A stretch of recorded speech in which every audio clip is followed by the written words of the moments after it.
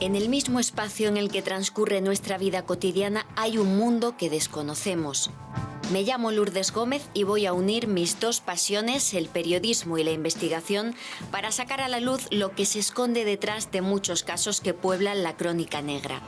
Porque como dicen los forenses, los muertos siempre hablan. Y sus palabras permanecen escritas en el aire.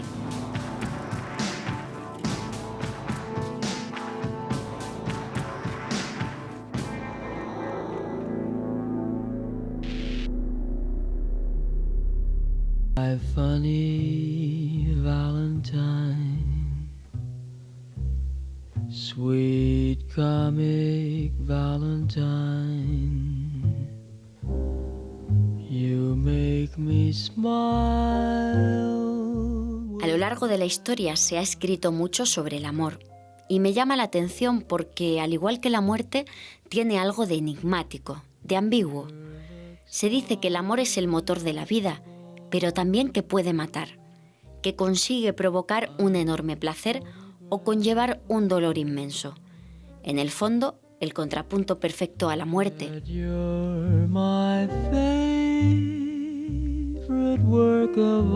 Uno de los días por excelencia para amar es San Valentín, pero a veces también puede ser una fecha elegida para matar.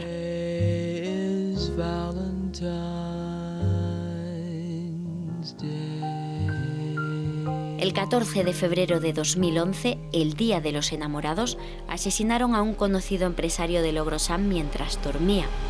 Un caso cuya investigación duró más de 4 meses y que terminó siendo uno de los más curiosos a los que se ha enfrentado la Guardia Civil. Hola, buenas noches. ¿Qué le ocurre? A mi marido. Esta mamá ha acostado. Le han pegado un tiro. ¿Qué?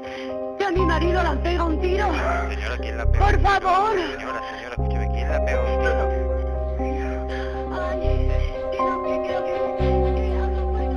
El asesinato de Logrosán, o el crimen de San Valentín, como después se ha denominado, ocurrió el 14 de febrero del año 2011. Eran en torno a las 3 de la madrugada, cuando la Guardia Civil recibe una llamada de emergencia del 112 informando de que en una vivienda situada en la localidad de Logrosán se había cometido un robo y habían disparado a una persona. Lo que hace la Guardia Civil, localiza a la patrulla de seguridad ciudadana más próxima al lugar, se desplaza hasta la vivienda y una vez que llega allí ya se encuentra a los servicios médicos que están atendiendo a una persona que se encuentra en la cama y que ha recibido un disparo con una escopeta. Escopeta que se encuentra allí en el suelo, al igual que la vaina de un cartucho disparado, ¿no?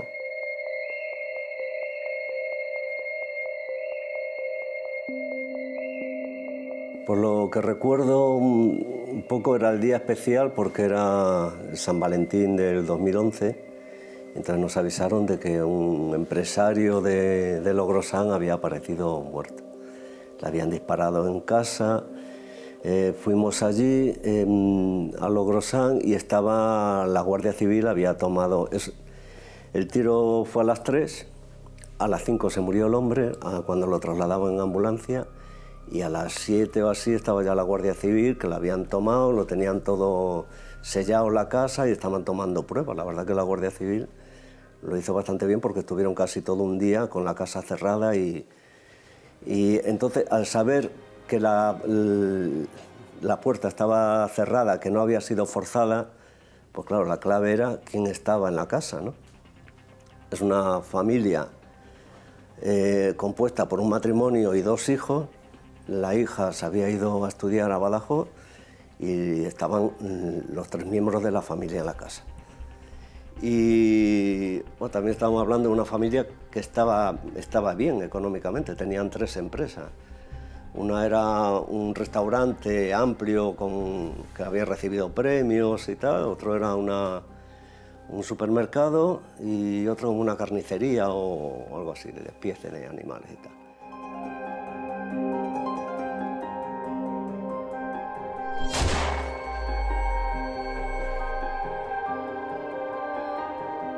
Tres personas en la casa y una de ellas muerta como consecuencia de un disparo en el costado. ¿Quién era el culpable? Pero no sería la única pregunta que surgiría a lo largo de la investigación. La madre y el hijo apuntaban a que todo se debía a un robo y los agentes comenzaron a actuar con rapidez. En un primer momento lo que hace la Guardia Civil toma declaraciones, escucha lo que los familiares que viven en la vivienda, que es la mujer y el hijo de la víctima, le dicen que han sufrido un robo y que una persona ha entrado y que le ha disparado a la víctima, ¿no? Pero la Guardia Civil, en un primer momento, el escenario que allí se dibujaba en la vivienda no era el propio de un robo, ¿no? Si bien un cajón estaba abierto, pero decían que se habían llevado 4.500 euros, pero existían otras cosas, existían bolsos, algunos otros objetos de valor que allí permanecían, con lo cual el escenario de haberse cometido un robo no era, ¿no? La teoría del robo no tenía mucha base, ateniéndose a lo que explicaron los dos. ¿Qué fue lo que contaron a los investigadores? Según manifestó primeramente la madre, que escuchó un estruendo de la cama, un fogonazo, y salió al pasillo pidiendo auxilio, gritando, llamando a su marido y a su hijo, siempre sin encender la luz, según manifestó. A la vez que también salió el hijo de la habitación y al observar la escopeta que habían utilizado en el suelo, volvió a la habitación, recogió otra escopeta que él tenía en su misma habitación, la municionó y bajaron los dos a la planta baja de la vivienda. Momento en el que el hijo escucha cerrar la puerta de un vehículo, sale corriendo a la calle y consigue ver el vehículo e incluso la matrícula. El hijo memoriza la matrícula y le da los datos a la Guardia Civil junto con las características del vehículo. Un coche rojo en el que asegura que pudo ver a una mujer rubia. Los agentes comienzan la búsqueda del vehículo y de sus ocupantes.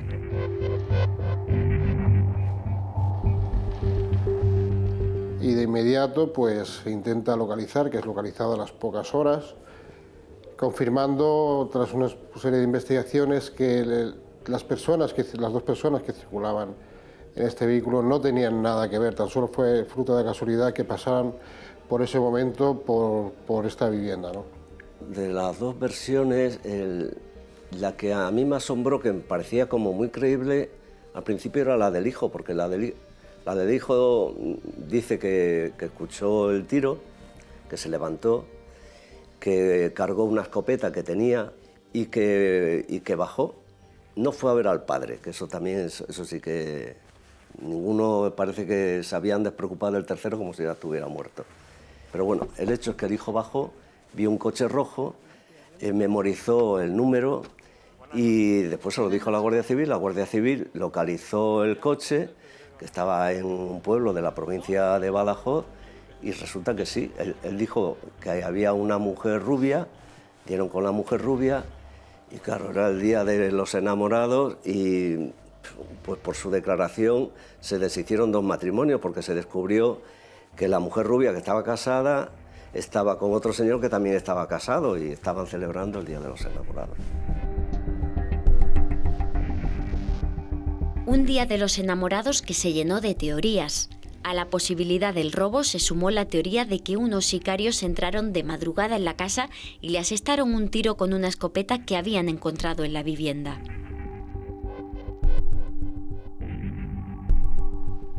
El pueblo eran todas maquinaciones, rumores de lo que pasaba, se hablaba de unos sicarios, pero claro, dice, ¿cómo van a entrar unos sicarios sin armas y cogen el arma y suben una escalera para matar a una persona? Y después también se hablaba de que habían robado 4.500 euros, pero el dinero estaba en la planta baja. Si ya tienes el dinero, ¿por qué vas a subir, no? Durante estos 4 meses de investigación, la Guardia Civil barajó varias teorías.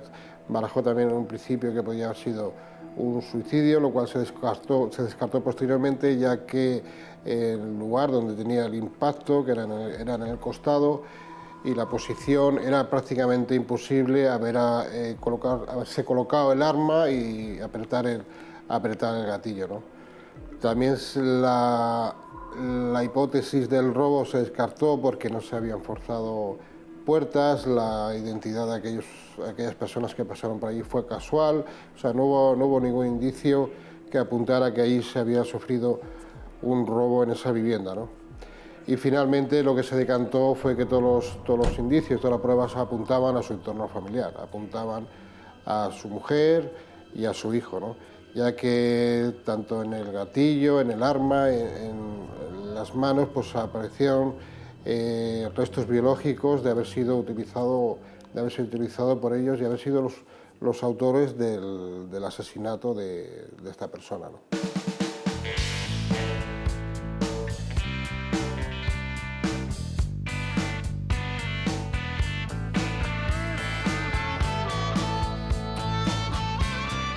Las teorías propuestas por la madre y el hijo comenzaban a derrumbarse, todo en base al escenario del crimen y a las declaraciones que habían realizado a los investigadores.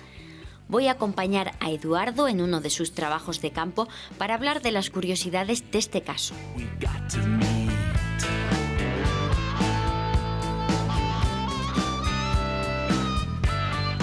La puerta de la vivienda no estaba forzada. Esto nos indica que pudo cometer este crimen alguien que estaba en el interior de la vivienda o alguien del círculo cercano, ¿o no tiene por qué? Siempre hay que tenerlo en cuenta todo. No porque no esté forzado va a ser ejecutado por alguien que esté en el interior, sino que hay que ver el círculo de amistades, de relaciones sociales o de tal, que pueda disponer de alguna llave determinada en un momento determinado de la vivienda. Hay que investigarlo todo. El círculo más próximo suele ser el primer investigador.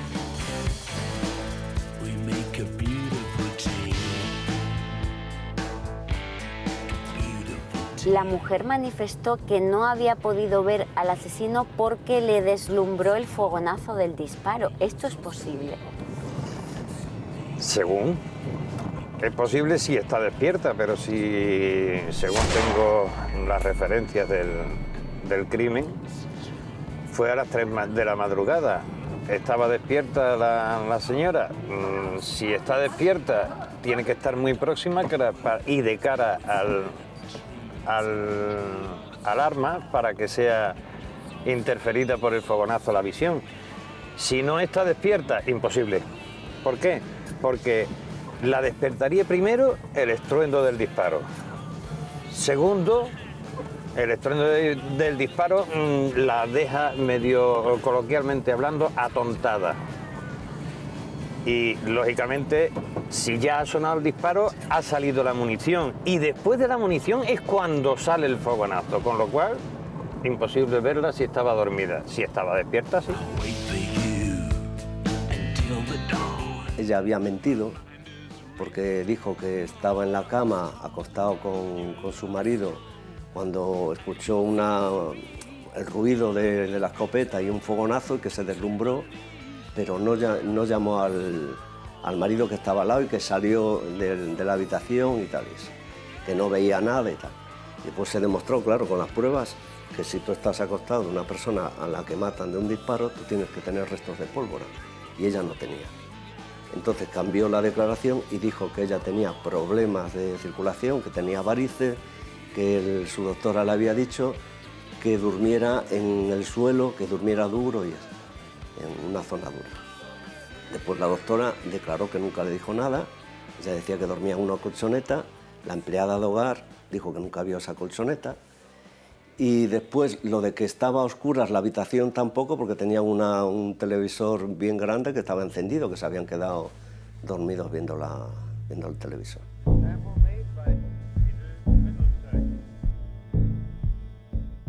Una de las teorías que se manejó al principio fue la del suicidio. Normalmente estas personas suelen dejar una nota y tú, Eduardo, eres uno de los pocos grafoanalistas titulados a nivel de Europa. Me gustaría que me comentaras si es posible saber inequívocamente que un texto lo ha escrito una persona u otra.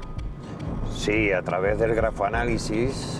El grafoanálisis es una metódica que a través de escritos manuscritos se puede determinar la grafopsicología, la grafopatología y a través del propio grafoanálisis se ve el estado de ánimo de la persona, si la persona es incluso anteriormente se puede ver si es proclive a ser un suicida, ¿Por qué? Porque habría que analizar tanto esa posible nota que apareciera, si no ha aparecido, es raro que sea suicidio también, pero esa posible nota que apareciera habría que compararla con manuscritos del propio suicida con fechas anteriores, no coetáneos.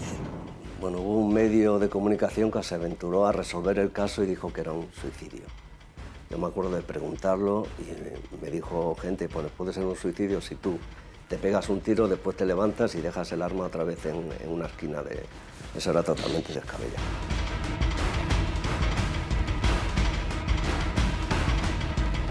Ni suicidio, ni sicarios relacionados con temas de empresas, ni robo. La investigación de la Guardia Civil empieza a dar sus frutos. Los agentes han obtenido numerosas pruebas que comienzan a analizarse y a contrastarse, ofreciendo curiosos resultados. La Guardia Civil está durante 4 meses llevando a cabo una investigación que es muy larga y en total se obtienen 126 pruebas durante 16 horas que permanecen en el interior de la vivienda, más pruebas de las que se tuvieron incluso en los atentados de Atocha, y estas pruebas posteriormente son analizadas y examinadas por un total de 25 departamentos de la Guardia Civil, de los servicios de criminología. Se realizan pruebas de ADN, se realizan pruebas de balística, incluso de el ADN que pudiera haber en el arma, los restos de pólvora tanto en ropa de la madre, del hijo, en las manos, etcétera, ¿no? Multitud de pruebas, incluso se utilizan unas técnicas muy avanzadas de reconstrucción de lo que hay, del posible crimen, ¿no?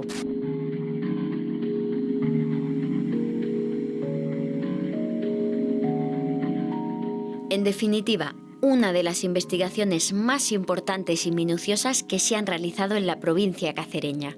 Por eso quiero hablar con uno de los agentes que participó en el caso, para que me cuente los detalles del proceso de investigación.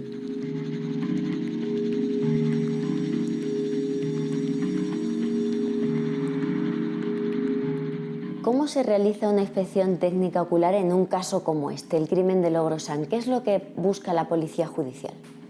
Pues primeramente, el caso de Logrosán fue un tema muy complejo. Se nos llamó a una hora de madrugada para realizar la inspección ocular y era desde un primer momento un poco confuso, ¿no?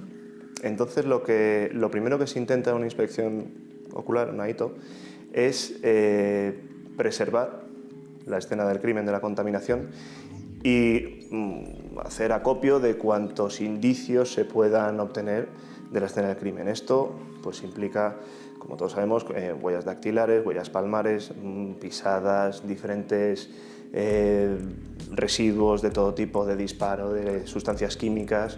En el caso concreto de Logrosán se hicieron pues una cantidad importante de recogida de muestras, tanto de ADN, residuos de disparo, en las ropas de los presuntos autores, entonces, y en definitiva, pues cualquier información relevante, eso hay que plasmarlo después por escrito en un reporte. Evidentemente se hicieron miles de fotos para formar un reportaje fotográfico y a incorporarlo a las diligencias.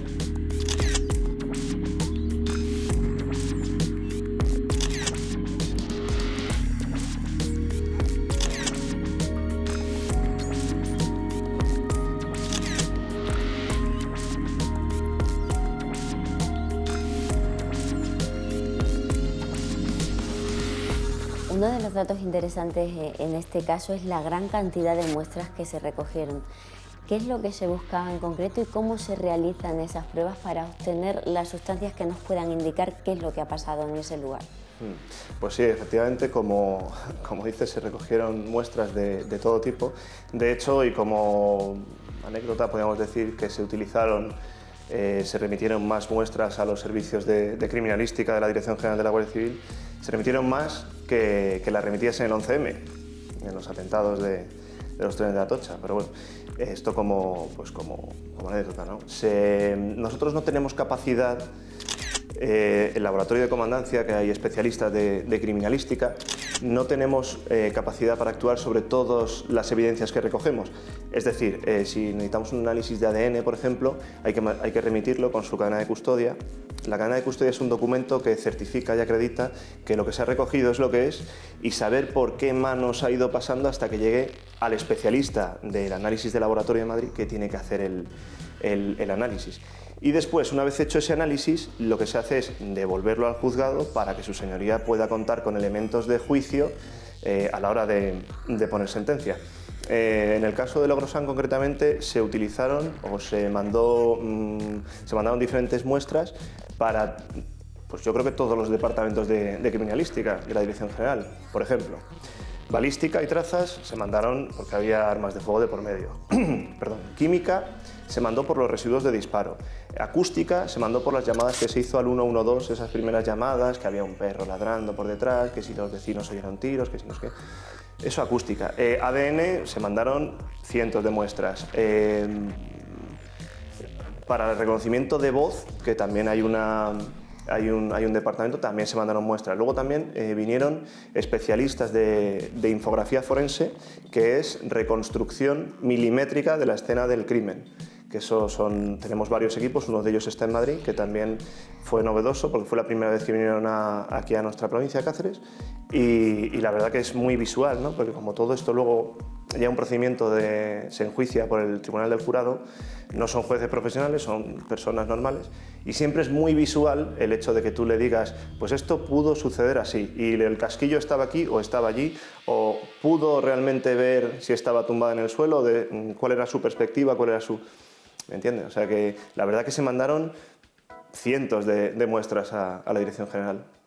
Una investigación muy elaborada, es importante todo lo que aparece en la escena, pero me imagino que hay una pieza clave, el arma que se usó para acabar con la vida de esta persona. Imagino que ahí es donde se centró sobre todo el recoger muestras para determinar quién había podido usar ese arma. Sobre el arma se hicieron un montón de estudios. Se hizo un barrido lofoscópico, que eso significa sacar huellas dactilares o palmares para ver quién ha podido empuñar ese arma.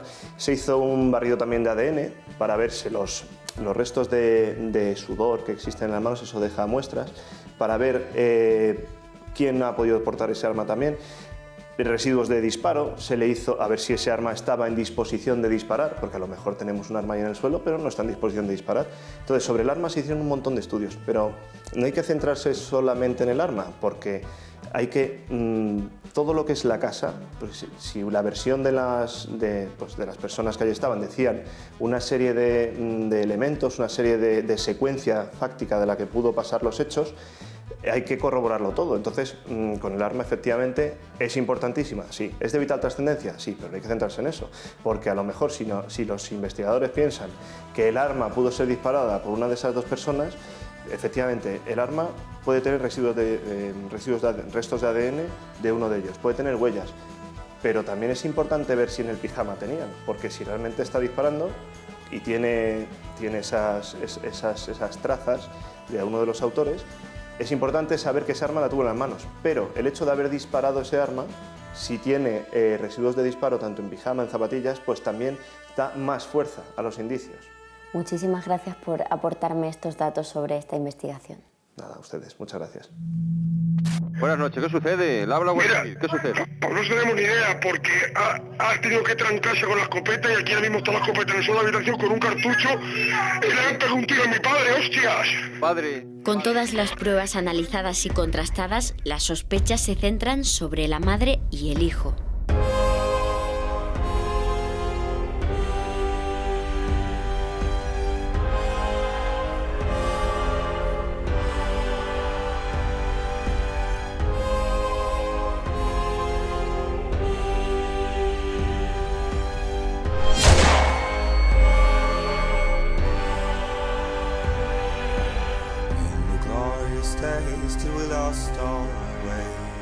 Finalmente lo que primó y por lo que se decantó la Guardia Civil tras las investigaciones y las pruebas que habían obtenido fue por el entorno familiar, fue por por la mujer y por el hijo, ya que tanto en el gatillo del arma utilizada y en el cartucho que se había utilizado aparecían restos biológicos de ambos, incluso pólvora en las prendas que ellos tenían, ¿no?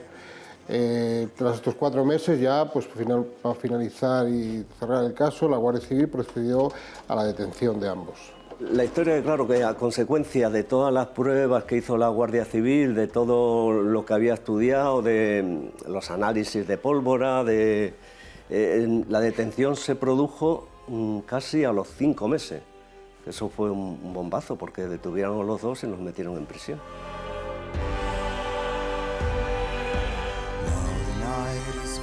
Se celebra el juicio en la Audiencia Provincial de Cáceres y los dos son condenados por un jurado popular como responsables de un delito de asesinato. Posteriormente, la sentencia fue ratificada por el Tribunal Superior de Justicia de Extremadura. Hasta entonces, los acusados habían mantenido la misma historia, pero todo da un giro de nuevo. Hay que decir que era como habían estado siempre unidos declarando la madre y el hijo, pero ya en el recurso del TSJ cambió un poco la historia, entonces el hijo declaró que la madre podía tener motivos para matarle. El hecho es que él era infiel, después tenía un amigo y se iba con él a tener relaciones extramatrimoniales, pero no en Plasencia, ni se iban a países de Sudamérica. A pesar de ello, la sentencia ratifica la condena de 17 años y medio de prisión para los dos, por lo que presentan un recurso al Supremo que lo cambiará todo. Y finalmente el Tribunal Supremo exculpó a la mujer de cualquier tipo de haber intervenido en este crimen, ¿no? Siendo únicamente condenado el hijo por un delito de asesinato. Según el Supremo, no hay pruebas que le condenen, que un familiar, una madre, puede encubrir a un hijo, que eso no está penado, y ya está. El hecho es que la huella de la escopeta en el gatillo es del hijo, aunque la madre tiene las huellas en el cartucho.